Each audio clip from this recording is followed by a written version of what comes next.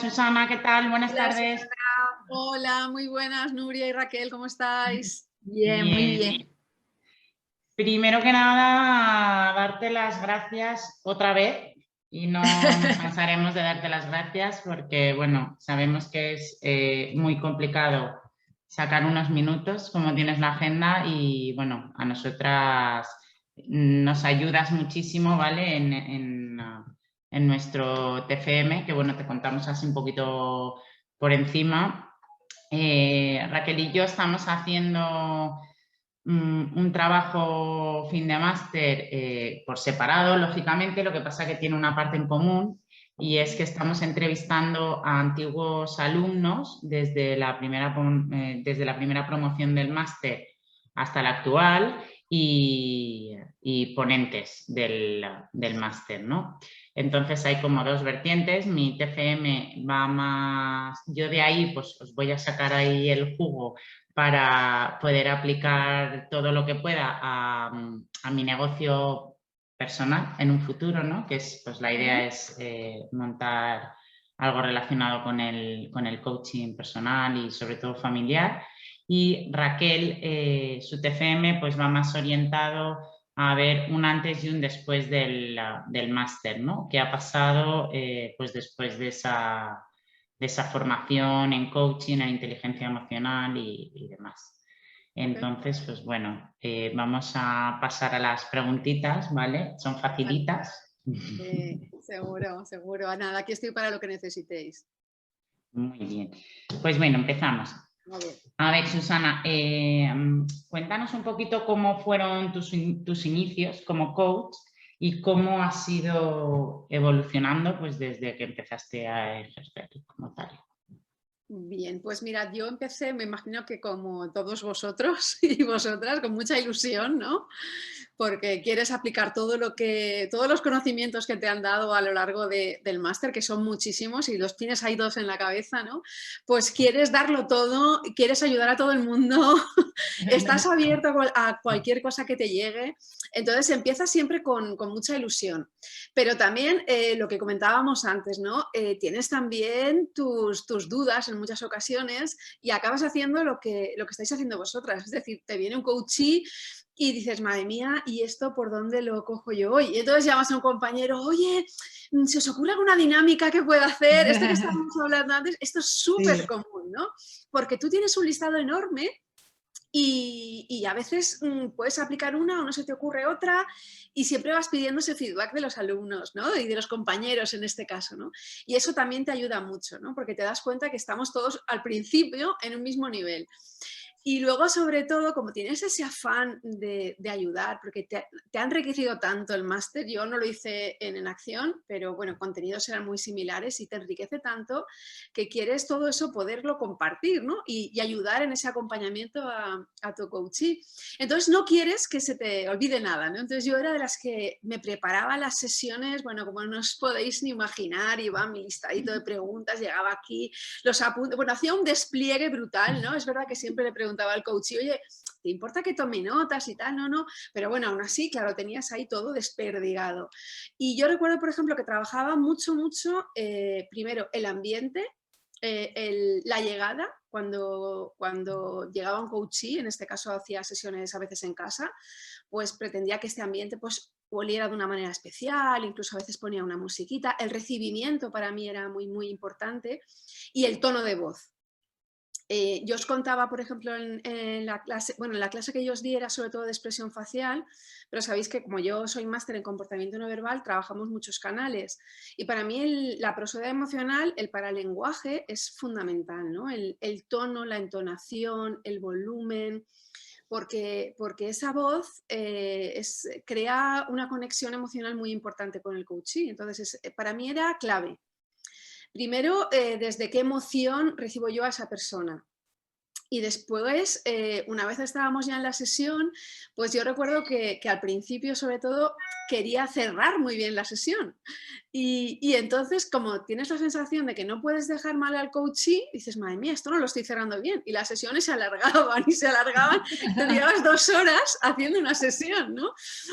que no pasa nada, pero dices, madre mía, es que no puedo estar más de una hora y poquito, ¿no? Pero como le quieres dar tanto, ¿no? Yo creo que a veces abrumas a la persona, ¿no? Porque tú ya tienes un poco la idea de lo que quieres hacer, es verdad que luego se va encarrilando, pero como al principio tú, antes de empezar una sesión, ya le preguntas una serie de cosas, ¿no? ¿Qué objetivo, qué quieres trabajar hoy, qué te preocupa, qué tal? Entonces tú ya más o menos vas viendo quizá algunas dinámicas y algunas cositas que puedes hacer con él. Y entonces, como lo tienes todo, tú se lo quieres dar todo, ¿no? Y a veces tenemos que aprender a dosificarnos, ¿no?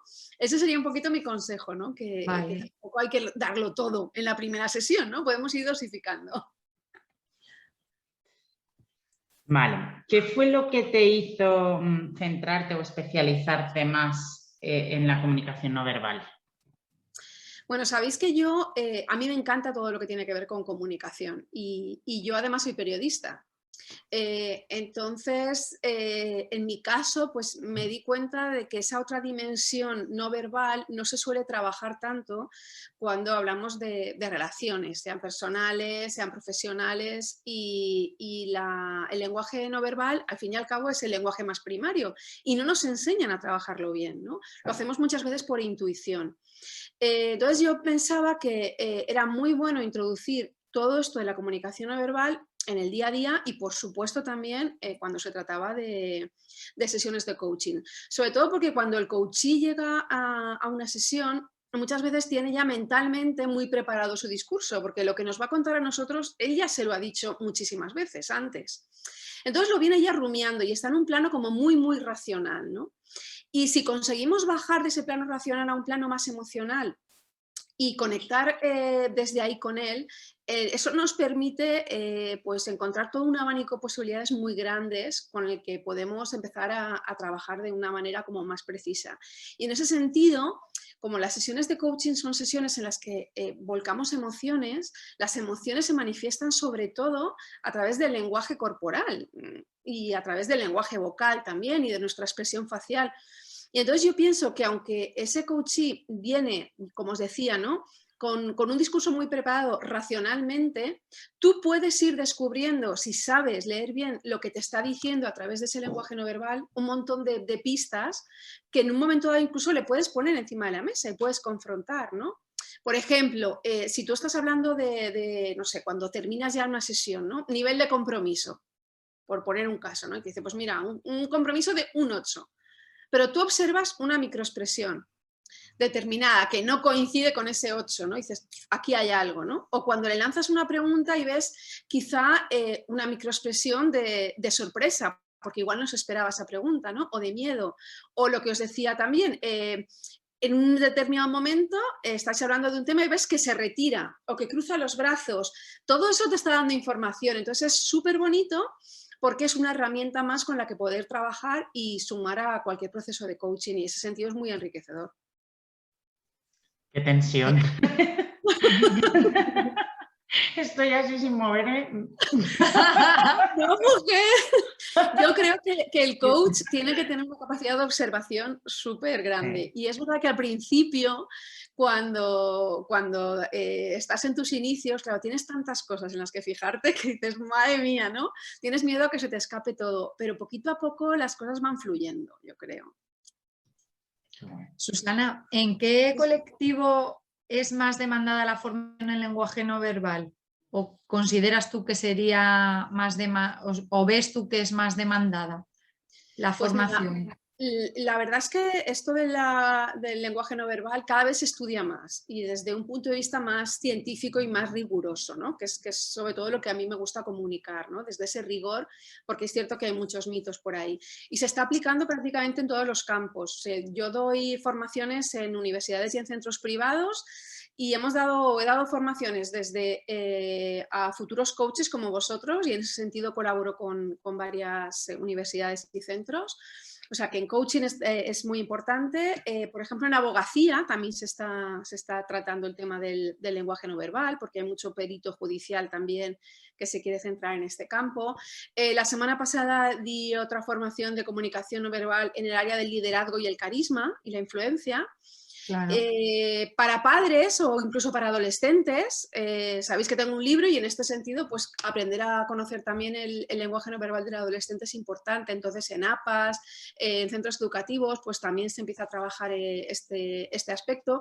En general, en negociación, es que el abanico es muy, muy amplio, ¿no? El liderazgo femenino también empezamos a trabajarlo. Es un aspecto muy importante de la comunicación que, como os decía, se ha descuidado, pero que cada vez nos damos cuenta de que es más importante porque forma parte de nuestro día a día y al final nuestro cuerpo es como, yo siempre digo, no es como una pantalla de alta definición en la que estamos proyectando todo aquello que en ocasiones no queremos decir, pero que al final tiene que salir por algún lado, ¿no? Sí, sí, sí, y además que cuando lo observas, o sea, yo ahora que después de hacer el máster, me vengo observando y entonces digo, joder, o sea, me doy cuenta en el coche que frenas antes de, o sea, mueves el pie y luego dices cuidado, o sea, vas de copiloto, quieres frenar, sí. porque te vas a dar, entonces digo, se me ha movido el pie, me quedo así, digo, joder, he movido el pie antes de decir la palabra, ¿sabes? Y sí que es cierto que observas cómo gente te habla y cuando toca un tema que no quiere, que le da como tal, se echa así para atrás y yo lo veo, vamos, me parece poderoso, me parece...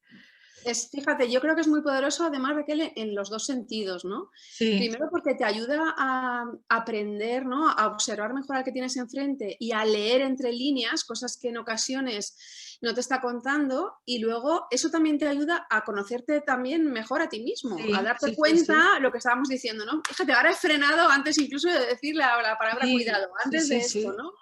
O te ayuda a darte cuenta de qué gestos, qué posturas estás adoptando y de si eso sobre todo te ayuda o te aleja de tu objetivo, ¿no? En este caso de conectar más con tu coaching. Sí. Por eso os decía que al principio, como el lenguaje no verbal está muy relacionado también con emociones, aparte de emociones, por supuesto, hay pensamientos, hay estados de ánimo, hay motivaciones, pero hay una parte muy importante también de emoción.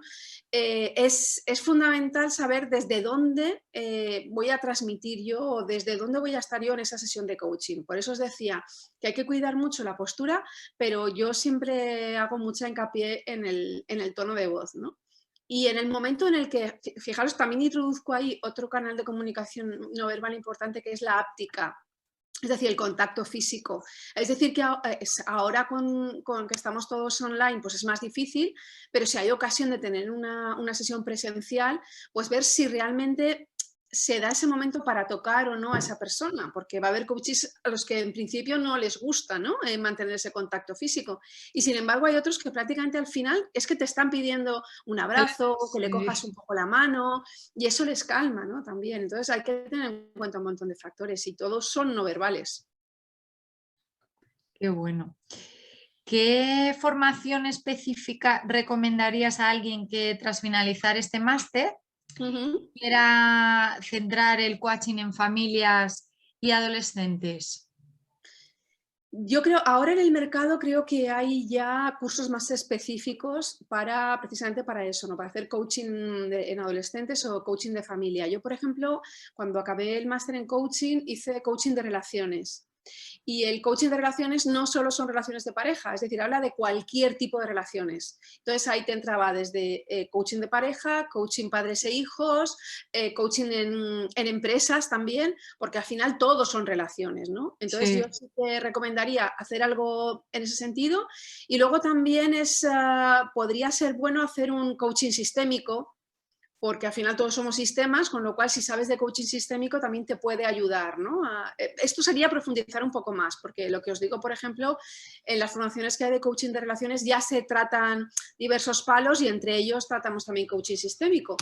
Pero bueno, en coaching sistémico, constelaciones, todo lo que vaya enfocado a esos núcleos familiares, pues por supuestísimo puede ser de gran ayuda. Luego leer mucho. Sí, sí, pero es que hay tantos libros, o sea, que dices, ay, este me lo quiero leer, este también. Y digo, ojo, que no me da tiempo, ¿sabes? O sea, que ya he decidido, o sea, me pongo un hueco al día para leer, ¿sabes? Sí, yo siempre digo que no tengo vidas suficientes para todo lo que quiero leer. Ya, eso. Cuando te metes en este mundo, como es tan bonito, tan apasionante, nos gusta tanto, pues cualquier libro lo quieres devorar. Pero Sí. también, otra cosa importante, es verdad que sobre todo cuando sales de un máster, ¿no? Una formación así, claro, tienes muchas inseguridades, ¿no? Dices, ¿y ahora qué hago? ¿Y ahora qué hago? ¿Y ahora qué hago? Pues a veces, primero, creo que es importante procesar todo lo que has aprendido, porque no se Integral. trata de acumular conocimientos, ¿no? Dices, ahora me voy a hacer un curso, pues eso, va, pues una formación cortita de coaching de relaciones, ahora otra cortita de coaching de no sé qué. No, yo creo que a veces vale la pena parar, releer todo lo que has dado, porque sabéis ya muchísimo, mucho más de lo que realmente crees, ¿no? Pero como en cierta manera estás inseguro, pues ¿qué estás buscando? Más conocimiento, más conocimiento, más conocimiento. Y al final no por acumular mucho conocimiento lo vas a hacer mejor, porque tu cerebro no da para tanto. Entonces vale la pena sentar bien lo que tienes y trabajar con herramientas con las que te sientas ya cómodo, que no decir, ay, un poquito más y así estaré mejor preparado. A veces más no significa mejor. Incluso lecturas que nos hemos leído en el máster, que jope, a mí me daba mucha rabia porque, claro, los primeros libros, pues te los lees, yo tranquilamente me los leía una vez, los subrayaba, luego el resumen, luego tal, luego, y ya llegaba un punto que era como, ibas leyendo y resumiendo al mismo tiempo porque no te daba, y yo tengo como 2 o 3 libros del máster que es que digo, me los tengo que volver a leer. Sí. Porque es que son como una guía para mí, ¿no? Son tan útiles, digo, es que esto lo tengo que tener como en la mesita de noche para ir consultando prácticamente, si no a diario, pues sí, lo que tú dices, que tanto, y llega un momento que no consolidas al 100% lo que lo que has... te digo, ¿no? Es como un vaso de agua, es decir, el vaso de agua ya está lleno y tú en lugar de beber lo que haces, sigues llenándolo de agua, ya que vas reposando. Claro. Pero si es que no es eso, ¿no? Voy a beber un poquito, traguito a traguito, y voy a reposar todo esto y no seguir con la botella llenando porque se desborda por todos los lados y no te Me deshidrato. Claro. Sí. Susana, en tu libro hablas de la comunicación no verbal en adolescentes. Creo que ya nos has contestado un poco la pregunta, ¿no? Con la anterior, porque aquí iba un poco más dirigida a que nos informara si hay alguna formación específica más para adolescentes en la que hayas centrado más tu libro o habla más tu libro pues de tu propia experiencia como coach. Si es más yo no he tenido todavía el placer de leérmelo, entonces no sé si es más como un recopilatorio de tus vivencias, de tus experiencias o es más formación. Vale, os cuento. Estoy viendo que pone batería que se está acabando y no tengo aquí el conector. Espero que no se corte esto y por lo menos os conteste la última pregunta. El libro, que además lo tengo aquí, lo tenemos totalmente fichado. Sí, el libro está centrado en entender el lenguaje no verbal de los adolescentes. Es verdad que al final del libro meto algo de... Bueno, por supuesto, hay siempre inteligencia emocional, porque sin inteligencia emocional no vamos a ningún sitio y eso sirve para coaching, para comunicación no verbal, para comunicación en general y para todo, ¿no? Pero no está tan centrado en coaching, está muy centrado a interpretar ese lenguaje no verbal del adolescente.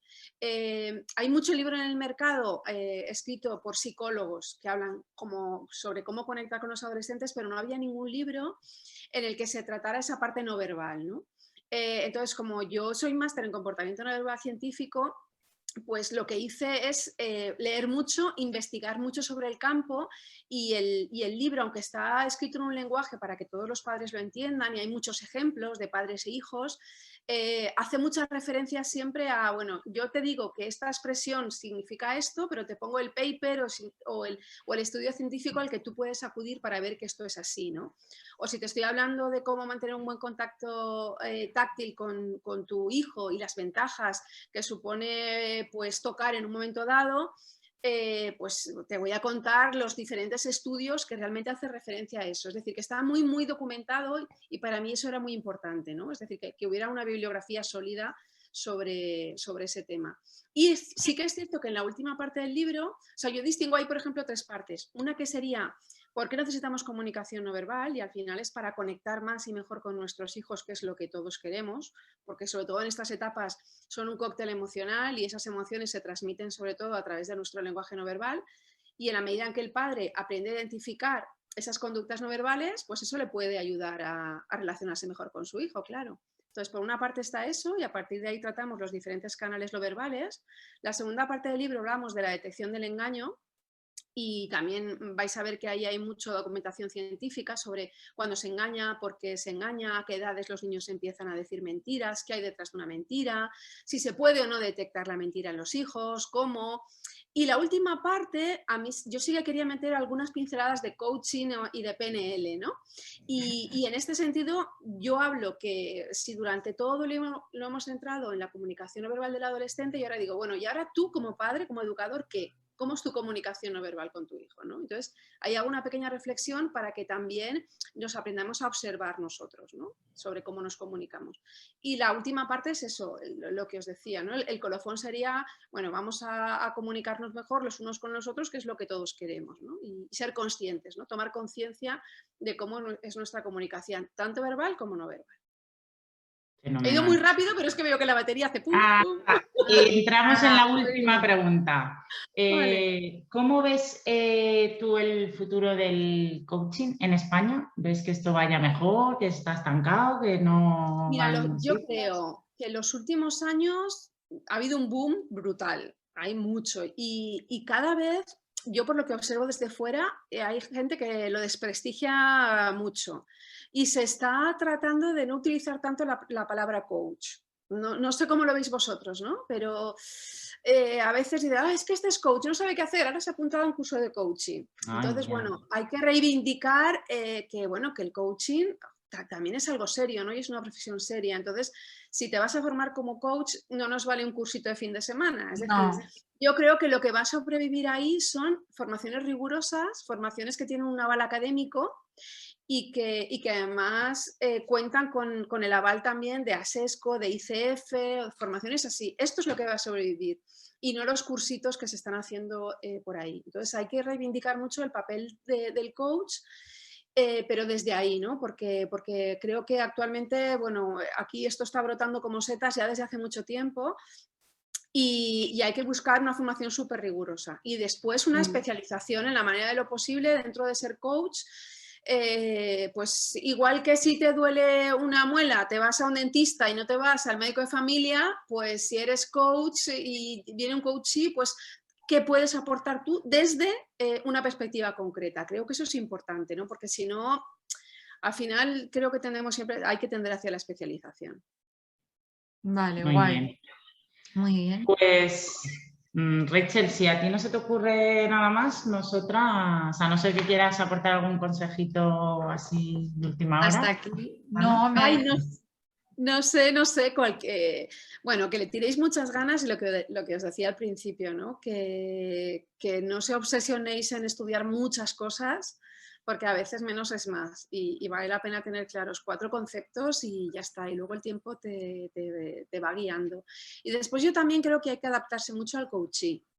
Y yo, por ejemplo, es verdad que al principio las sesiones de coaching eran coaching puro y duro, pero después he ido aprendiendo que a veces el coaching te pide algo más. Entonces, en el momento en que tú le dices, bueno, esto no es coaching, pero a lo mejor te pide también un mentoring, porque necesita, sobre todo en mi caso, si hablamos de comunicación, me dicen, vale, si todo está muy bien, pero vamos a ver, ¿cómo empiezo a hacer una ponencia? ¿Por dónde empiezo? ¿Por dónde termino? Tú tienes que meter también mentoring.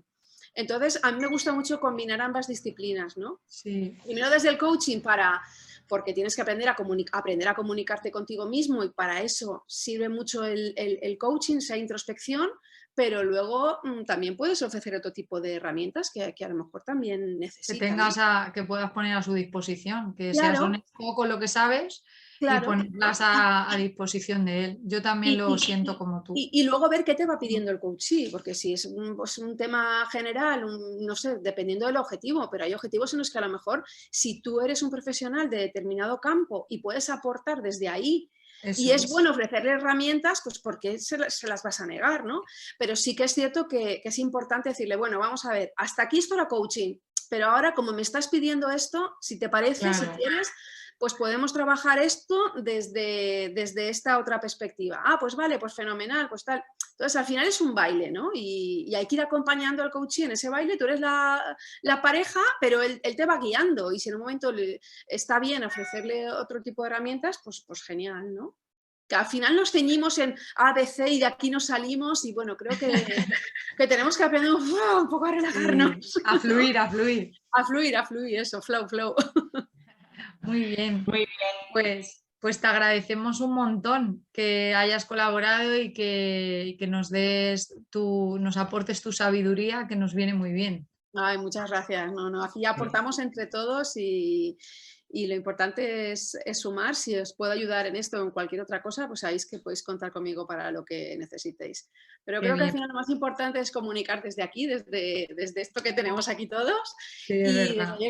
es muchísimo más fácil al final conectar con el coachee y contigo mismo también, ¿no? O sea, vamos a quitarnos un poco las caretas y bueno, sobre todo lo que os decía al principio, para mí es fundamental, ¿no? ¿Desde dónde voy a conectar hoy con esa otra persona, ¿no? ¿Desde qué emoción o qué puede necesitar? Centrarte mucho en el otro, ¿no? Más que en ti. Y cuando te empiezas a centrar en el otro, pues yo creo que todo empieza a fluir mucho más. Qué bien. Muy bien, pues Susana, mil gracias. Un fuerte abrazo. Un beso muy grande. Que Para vaya vosotras, que vaya muy bien. Nada, lo que os decía, que estoy para lo que necesitéis y os seguiré a ver qué tal va todo, ¿vale? Muy bien.